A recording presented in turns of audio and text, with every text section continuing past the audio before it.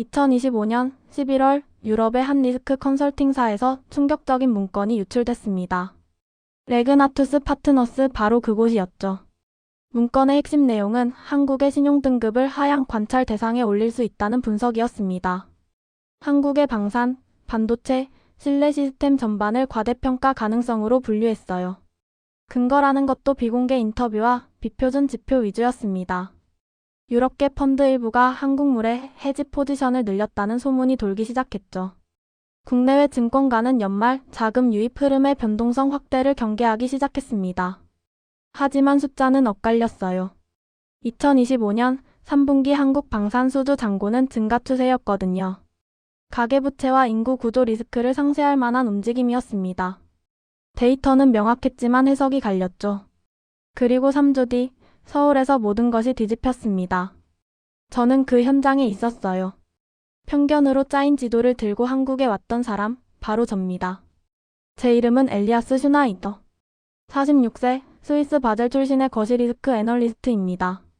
1997년 외환위기 때 아버지의 자산이 반토막 났어요. 아시아 채권형 펀드가 붕괴하면서였죠. 그 개인사가 제 안에 트라우마로 남았습니다. 그때부터였어요. 아시아의 성장 서사는 과장됐다는 생각이 굳어진 게. 그리고 2025년 11월, 저는 서울로 향하는 비행기에 올랐습니다.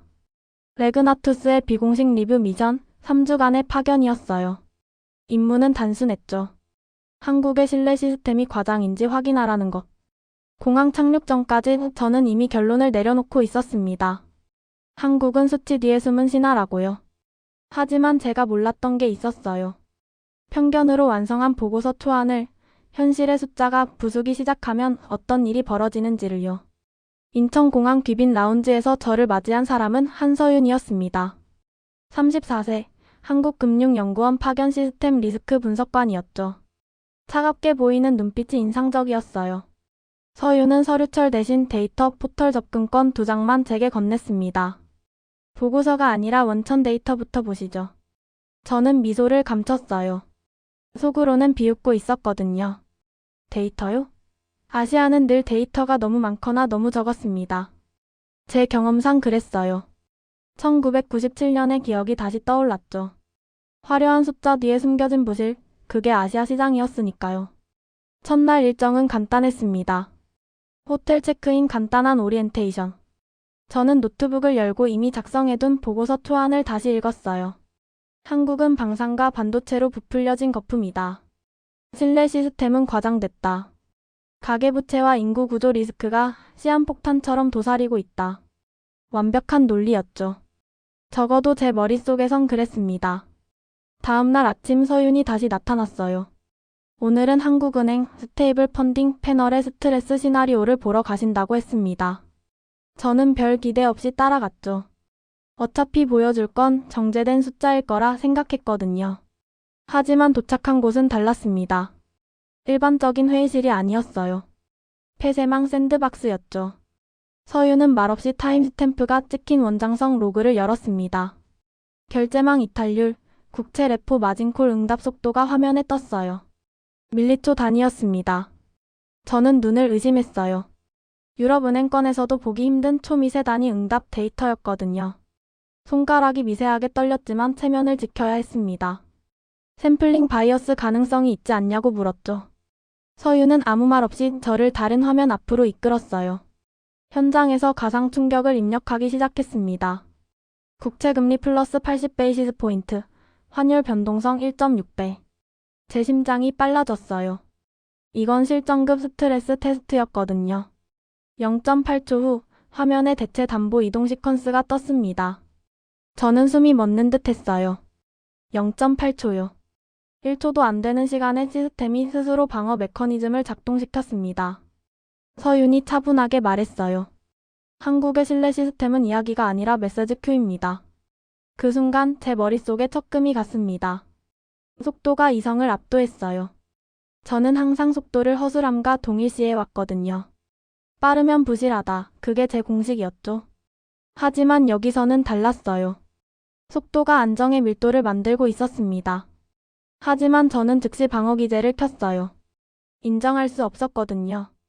속도가 빠르면 사고도 빨라지지 않냐고 반박했습니다. 서윤은 고개를 끄덕였죠. 그래서 루틴이 있다고요.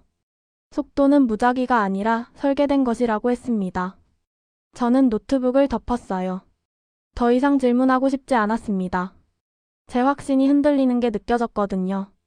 하지만 아직 항복할 순 없었어요. 숫자는 조작될 수 있으니까요. 현장을 봐야 한다고 생각했습니다. 진짜 강철을 확인해야 한다고요. 그날 밤 호텔 방에서 저는 보고서 초안을 다시 열었습니다. 하지만 손가락이 키보드 위에서 멈췄어요. 한 글자도 고칠 수 없었습니다. 아직 확신이 서지 않았거든요. 제 안에서 무언가가 흔들리기 시작했어요. 사흘째 되는 날, 저는 부산행 KTX에 올랐습니다. 서윤이 동행했어요. 목적지는 HDS 마린 조선 방산 복합 야드였죠. 거기서 두 번째 인물을 만났습니다. 최강무 58세였어요. 용접공 출신이라고 했습니다. 현재는 해양 담수 방산 연계 최고 기술 책임자로 일하고 있었죠. 악수를 나눴을 때 손바닥이 거칠었어요. 손등엔 용접 흉터가 선명했습니다. 말투는 군더더기가 없었어요. 한국은 물을 끓이는 나라가 아니라 끓지 않게도 끓이는 나라입니다. 무슨 뜻인지 몰랐어요. 강무는 저를 진공 압력 사이클 실증 라인으로 데려갔습니다.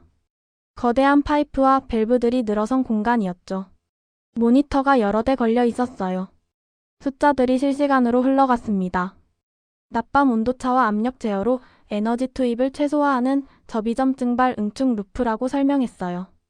저는 고개를 끄덕였지만 사실 반신반의했습니다. 이론은 알아요. 하지만 실제로 작동하는 건 다른 문제거든요. 강무는 모니터를 가리켰습니다. 염도 20ppm, 유량 시간당 50리터, 연속 48시간 가동 로그였어요. 켜켜이 쌓인 데이터였죠. 제 동공이 확장됐습니다. 48시간이요? 중단 없이요? 그렇습니다. 파일럿이지만 연속 가동입니다. 저는 마지막 자존심을 지키려 했어요.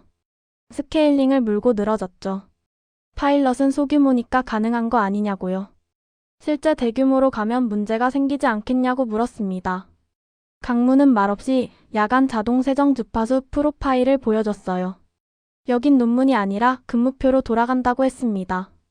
근무표요. 그 단어가 제 가슴을 찔렀어요. 저는 그제야 주변을 제대로 봤습니다.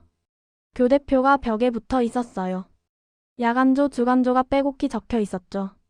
작업복을 입은 사람들이 오가고 있었습니다.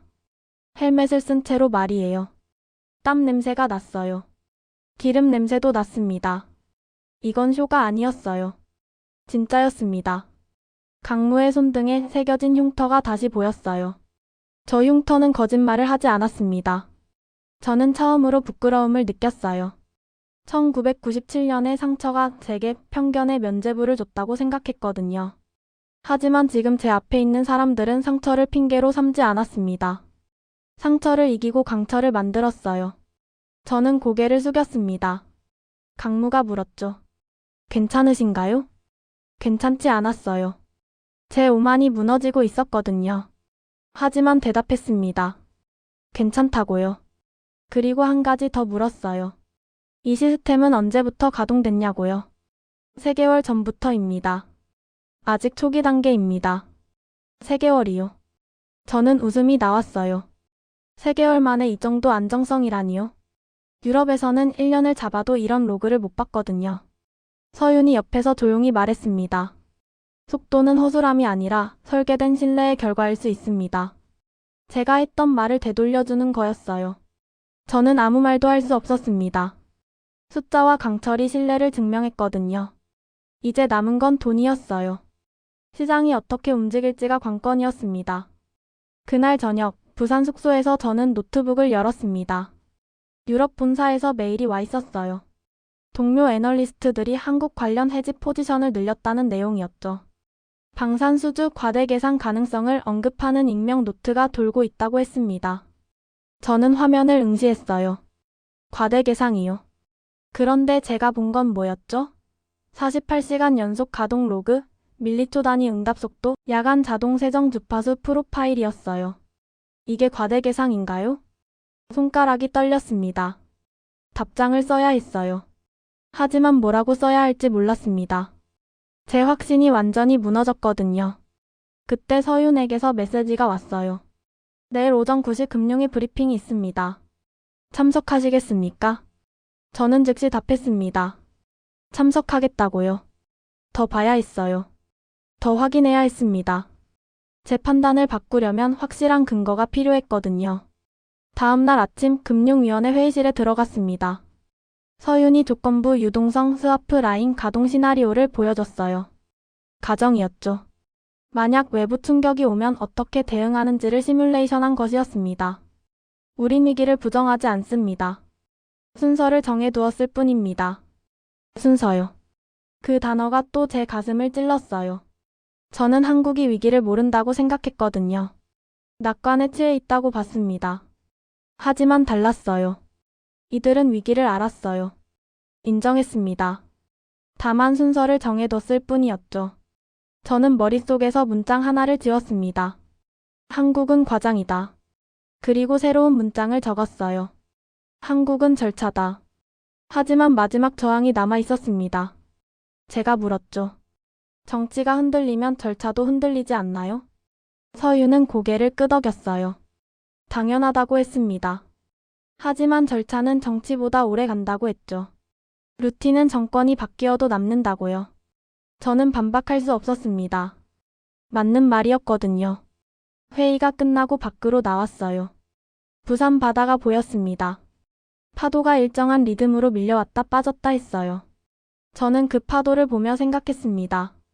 한국은 파도를 막는 게 아니라 파도의 리듬을 읽는 나라구나. 그날 오후 다시 HDS 마린 야드로 갔습니다.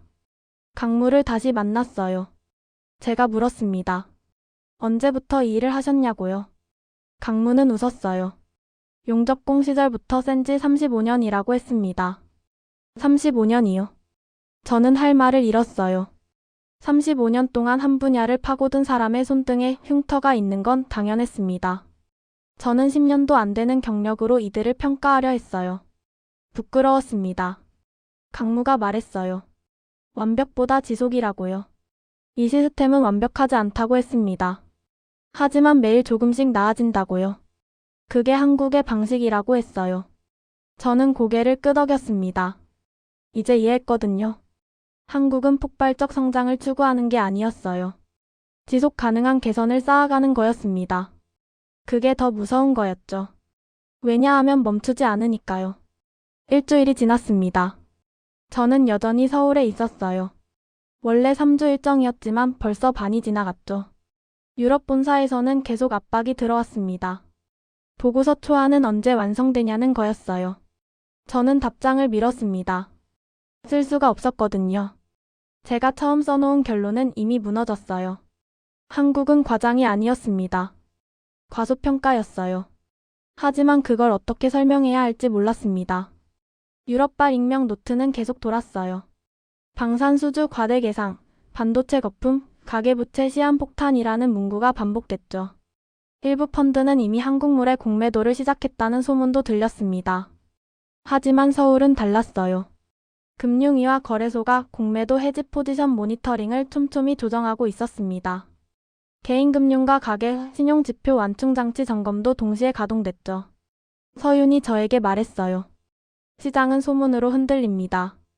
하지만 우린 로그로 버팁니다. 로그요. 그 단어가 또 나왔어요. 저는 웃었습니다. 이제 이해했거든요. 유럽은 내러티브로 움직여요. 스토리를 만들고 그 스토리에 돈을 걸죠. 하지만 한국은 달랐습니다. 로그를 쌓고 그 로그에 신뢰를 걸었어요. 어느 쪽이 더 강할까요? 저는 이미 답을 알고 있었습니다. 스토리는 무너져요. 하지만 로그는 쌓입니다. 시간이 지날수록 말이죠.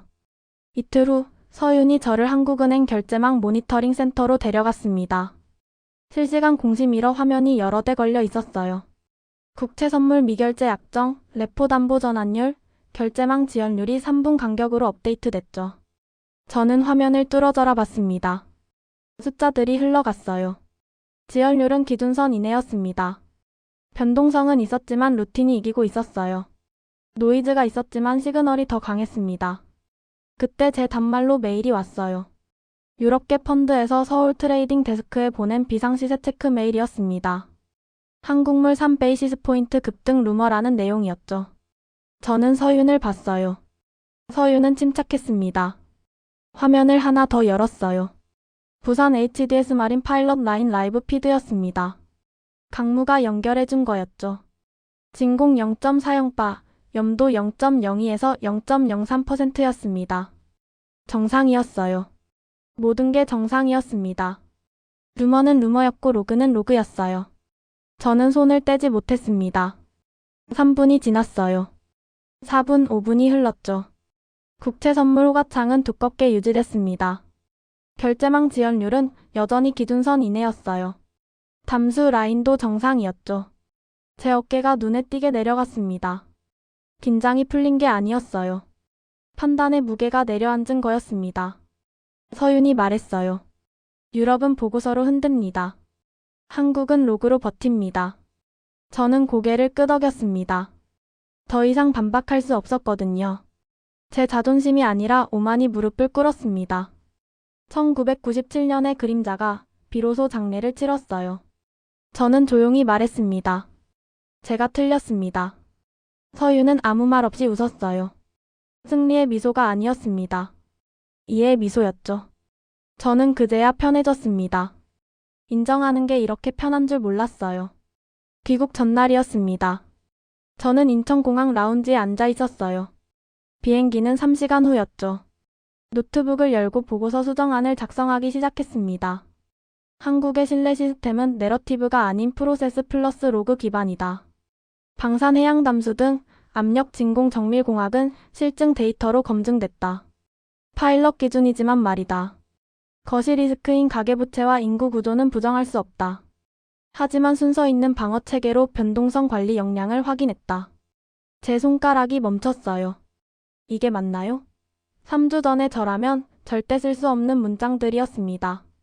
하지만 지금의 저는 확신했어요. 이게 진실이라고요. 그때 단말이 울렸습니다. 유럽계 펀드에서 서울 트레이딩 데스크에 보낸 또 다른 메일이었어요. 한국물 추가 하락 베팅 검토 중이라는 내용이었죠. 저는 한숨을 쉬었습니다. 아직도 모르는 거예요. 서윤에게 메시지를 보냈어요. 혹시 지금 시간 되냐고요? 30분 후 서윤이 공항에 나타났습니다. 노트북을 들고 왔더군요. 말없이 거래소 실시간 공시 미러 화면을 열었어요. 국채 선물 미결제 약정, 레포 담보 전환율, 결제망 지연율이 다시 화면에 떴습니다. 동시에 부산 파일럿 라인 라이브 피드도 연결됐죠. 강무가 또 도와준 거였어요.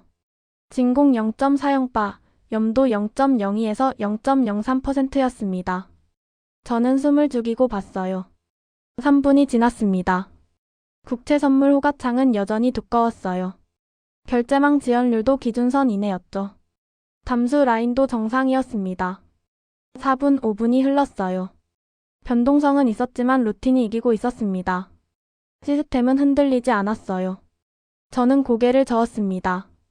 유럽 펀드들은 틀렸어요. 완전히 틀렸습니다. 저는 노트북에 마지막 문장을 추가했습니다.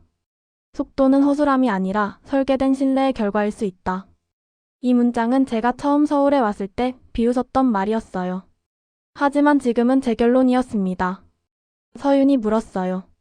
보고서 쓰셨나요? 썼습니다. 하지만 제가 예상했던 내용과는 다릅니다. 서윤은 웃었어요.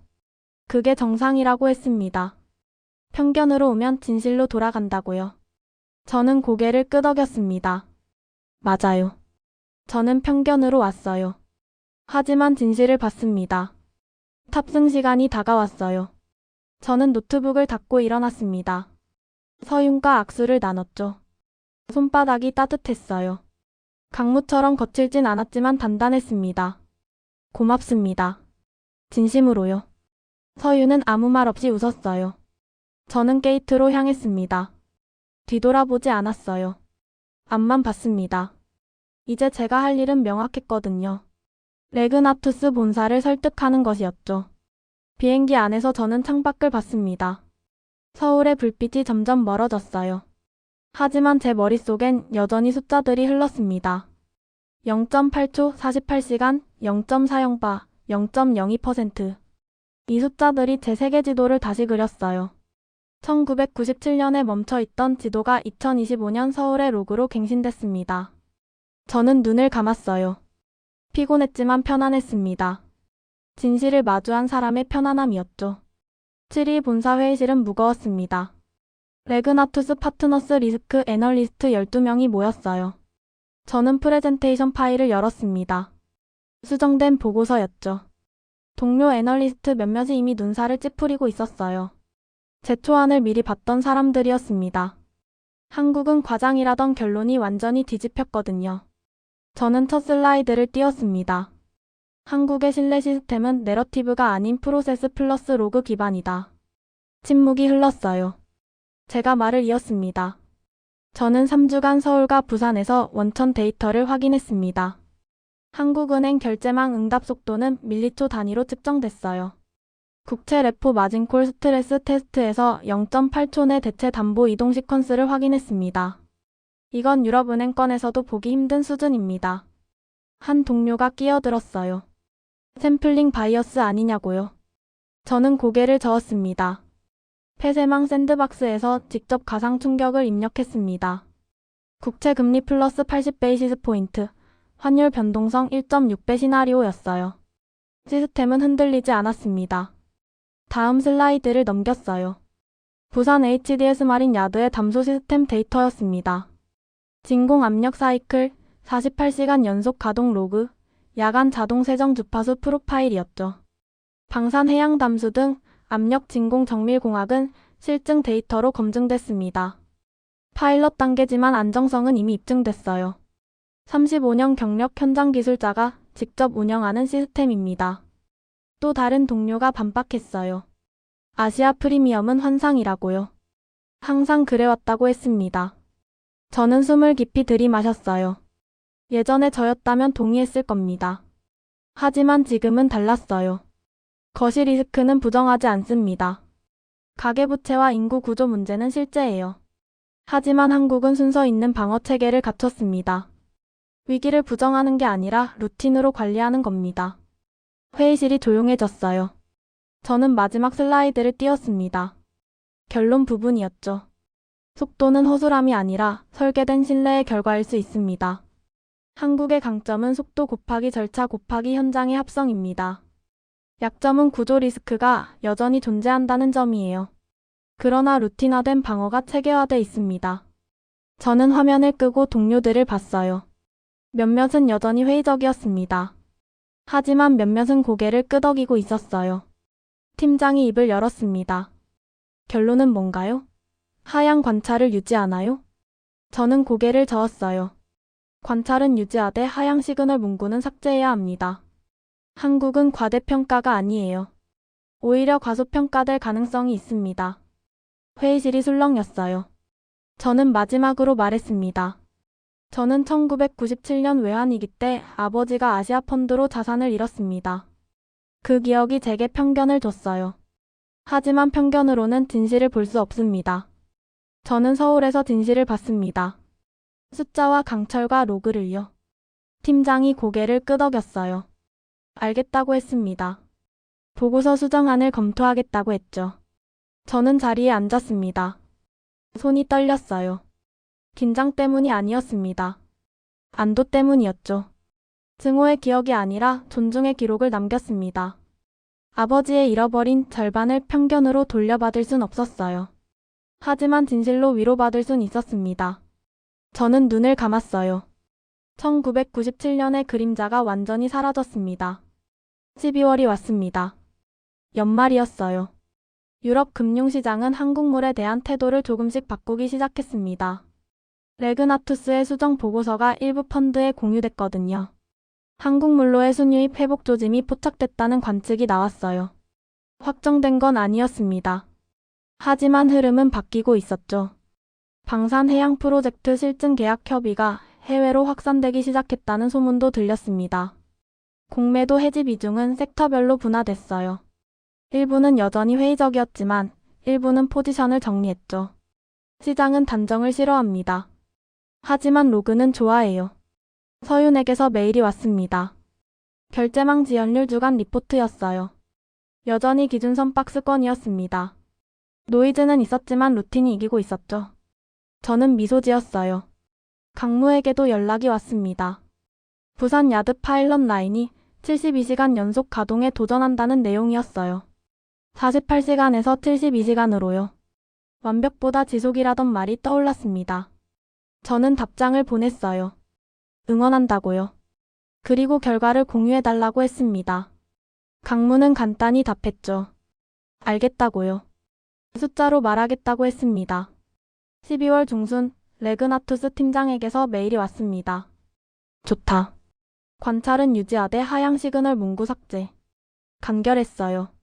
하지만 의미는 컸습니다. 한국에 대한 신용등급 하향 압박이 사라진 거였죠. 저는 안도했습니다. 한국을 위해서가 아니었어요. 진실을 위해서였습니다. 거짓으로 시장을 왜곡하지 않아서 다행이었거든요. 저는 창밖을 봤습니다. 트리에 눈이 내리고 있었어요. 하지만 제 머릿속엔 서울의 불빛이 떠올랐습니다. 부산 야드의 사이렌 소리도 들렸어요. 숫자들이 흘렀죠. 0.8초 48시간, 72시간, 0.40바, 0.02%. 돈은 대답했습니다. 흐름이 말했어요. 로그는 거짓말하지 않는다고요. 서울 야경이 켜지는 시간, 저는 노트북을 열고 개인 메모를 하나 남겼습니다. 한국의 강점은 속도 곱하기 절차 곱하기 현장의 합성이다. 약점은 구조 리스크가 여전히 존재한다는 점이다. 그러나 루틴화된 방어가 체계화돼 있다. 결론토는 단정이 아니다. 관찰하되 경의를 잃지 말 것. 경의요. 제가 쓴 단어였어요. 하지만 진심이었습니다. 저는 서울에서 경의를 배웠거든요. 편견이 아니라 존중을요. 증오가 아니라 이해를요. 2026년 1월이었습니다. 새해가 밝았어요. 저는 다시 서울행 비행기에 올랐습니다. 이번엔 파견이 아니었어요. 자발적 방문이었죠. 인천공항에 내렸을 때 서윤이 마중 나왔습니다. 반가웠어요. 악수를 나눴죠. 오늘은 부산으로 바로 간다고 했습니다. 강무가 보여줄 게 있다고 했거든요. KTX를 타고 부산에 도착했어요. HDS 마린 야드는 여전히 분주했습니다. 사이렌이 새벽 공기를 갈랐어요. 새 파일럿 라인 점화라고 했습니다. 강무가 저를 모니터 앞으로 데려갔어요. 숫자가 떴습니다. 진공 0.40바, 염도 0.02에서 0.03%, 연속 가동 72시간 성공이었어요. 저는 숨이 멎는 듯 했습니다. 72시간이요. 3일이에요. 중단 없이요. 강무는 고개를 끄덕였습니다. 다음은 96시간이라고 했어요. 4일이라고요. 완벽보다 지속이라던 말이 또 떠올랐습니다. 저는 웃었어요. 이들은 멈추지 않을 거예요. 강무가 장갑을 벗고 손등을 봤습니다. 흉터가 여전히 선명했어요. 자랑은 공장에서 말한다고 했습니다. 저는 고개를 끄덕였죠. 맞아요. 자랑은 말이 아니라 숫자로 하는 거예요. 서윤이 로그 타임 스탬프를 확인했습니다. 오전 5시 30분 12초였어요. 서울은 또 한 줄의 신뢰를 쌓았다고 했습니다. 저는 노트북을 열고 메모를 남겼어요. 한국의 신뢰 시스템은 완성이 아니라 진행형이다. 속도가 허술함이던 시대는 끝났다. 속도가 신뢰가 되는 도시 서울. 다음 검증은 누가 오게 될까? 저는 화면을 닫았습니다. 더 이상 쓸 필요가 없었어요. 숫자가 말해주니까요. 로그가 증명하니까요. 저는 일어나서 야드를 걸었습니다. 교대표가 벽에 붙어 있었어요. 야간조 주간조가 빼곡했습니다. 작업복을 입은 사람들이 오가고 있었죠. 헬멧을 쓴 채로요. 땀 냄새가 났습니다. 기름 냄새도 났어요. 하지만 이젠 그 냄새가 낯설지 않았습니다. 익숙했어요. 신뢰의 냄새였거든요. 저는 깊이 숨을 들이마셨습니다. 1997년의 그림자는 이제 완전히 사라졌어요. 대신 2026년에 빛이 들어왔습니다. 서윤이 물었어요. 이제 어떻게 하실 건가요? 저는 웃었습니다. 계속 관찰하겠다고요. 하지만 편견이 아니라 경의로요. 서윤은 고개를 끄덕였습니다. 그거면 충분하다고 했어요. 부산 바다가 보였습니다. 파도가 일정한 리듬으로 밀려왔다 빠졌다 했어요. 저는 그 파도를 보며 생각했습니다. 한국은 파도를 막는 게 아니라 파도의 리듬을 읽는 나라구나. 그리고 그 리듬에 맞춰 춤추는 나라구나. 지도는 바뀌었습니다. 1997년에 멈춰있던 제 세계 지도가 2026년 서울의 로고로 다시 그려졌어요. 이건 끝이 아니었습니다. 시작이었죠. 속도가 신뢰가 되는 시대의 시작이었습니다. 저는 고개를 들고 하늘을 봤어요. 구름이 흘러가고 있었습니다. 하지만 제 발은 단단한 땅 위에 서 있었어요. 부산 야드의 강철 위에요. 서울의 로그 위에요. 진실 위에 서 있었습니다. 다음 검증은 누가 올까요? 저는 몰라요. 하지만 확신합니다. 누가 오든 숫자는 거짓말하지 않을 거예요. 로그는 쌓일 겁니다. 그리고 진실은 이길 거예요. 항상 그래왔듯이요.